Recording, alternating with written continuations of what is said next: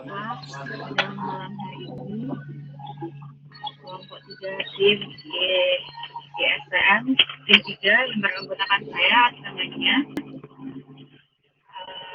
Selanjutnya adalah saya, Mas Asal Lucian, Mbak Dian Sarita, Mbak Nadia, dan Mas Aditya Siriana. Presentasi kali ini akan kita bawakan project evaluation. Yaitu yang akan dibawakan oleh saya pertama kali.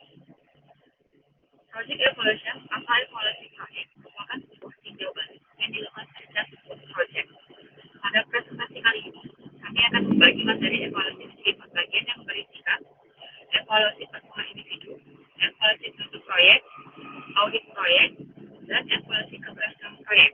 Selanjutnya akan dilanjutkan oleh saya, Asal. Baik, terima kasih Mbak Tika.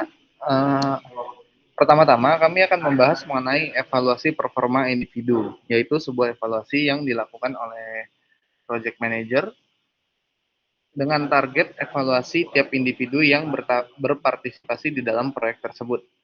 Proyek evaluasi performa individu memiliki kriteria spesifik yang bertujuan untuk memaksimalkan evaluasi tersebut, yaitu pertama, meminta pendapat orang mengenai dirinya sendiri untuk dievaluasi, di mana banyak orang secara mengejutkan sangat kritis terhadap dirinya sendiri, sehingga pendapat orang tersebut mengenai dirinya terkadang merupakan sebuah bahan yang valid untuk dijadikan pertimbangan di dalam pembuatan evaluasi performa. Kedua, evaluasi tidak boleh bersifat membandingkan, dikarenakan pembandingan individual memiliki lebih banyak dampak negatif daripada dampak positif di kemudian harinya. Dan ketiga, berfokus terhadap perilaku yang tidak diinginkan daripada individunya, sehingga masukan bersifat mengkoreksi perilaku tidak diinginkan daripada terlihat merendahkan individu tersebut. Keempat, adil dan konsisten di dalam evaluasi, di mana sebuah evaluasi harus bersifat objektif, sehingga bukan subjektif terhadap individunya. Sebuah evaluasi juga harus bersifat konsisten dan tidak terpengaruh berdasarkan individu yang dievaluasi.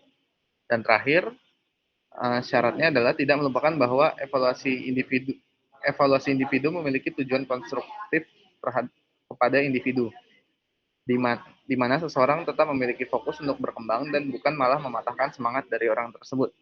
Salah satu caranya yaitu dengan menyiapkan solusi dari kekurangan yang tidak diinginkan, baik merekomendasikan training maupun kebiasaan baru yang bisa dilakukan agar orang tersebut berkembang. Dan selanjutnya dilanjutkan oleh Mbak Dia. Baik, terima kasih Mas Arsel.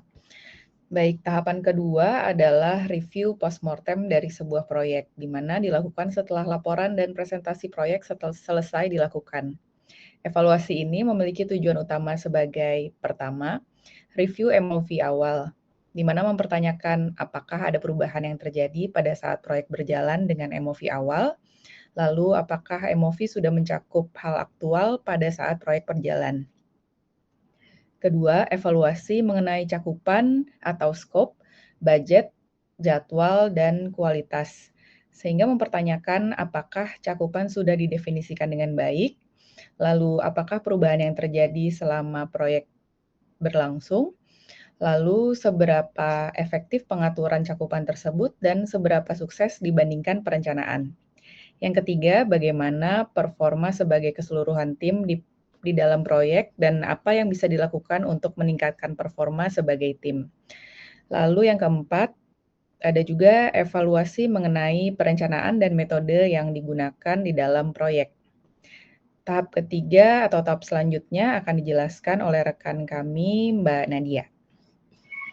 Baik, terima kasih Mbak Dian. Untuk langkah selanjutnya yaitu tahapan yang ketiga adalah project audit atau audit proyek, di mana mirip dengan postmortem namun memiliki perbedaan, yaitu evaluasi yang lebih objektif terhadap proyek. Audit juga diselenggarakan dengan pihak ketiga sehingga satu, tim auditor tidak memiliki relasi terhadap proyek. Lalu yang kedua, tidak memihak dan adil dalam penilaian. Lalu yang ketiga, temuan dan hasil dari audit didokumentasikan secara keseluruhan. Dan yang keempat adalah tidak terpengaruh oleh pihak-pihak yang memiliki kepentingan khusus. Dan penjelasan selanjutnya akan dilanjutkan oleh rekan saya, Mbak Atika, silakan. Baik, terima kasih Mbak Nadia. Lalu saya lanjutkan, yang keempat adalah evaluasi kesuksesan sebuah proyek MOV. Memiliki tujuan utama yaitu memastikan bahwa apakah sebuah proyek yang telah dilaksanakan sudah memenuhi target MOV yang telah ditentukan dan apakah customer sudah puas akan proyek yang telah jadi tersebut.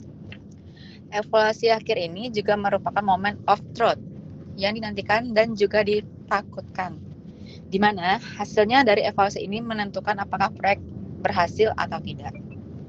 Nah, itulah tadi keempat tahapan evaluasi proyek yang sangat penting untuk improvement proyek selanjutnya. Dan masing-masing individu juga dapat memahami bagaimana dia harus mengembangkan kapabilitasnya untuk dapat berkontribusi lebih baik lagi di proyek selanjutnya. Sekian presentasi dari kelompok kami. Terima kasih atas perhatiannya dan mohon maaf bila terdapat kesalahan. Dan semoga materi ini dapat diterima dengan baik. Terima kasih.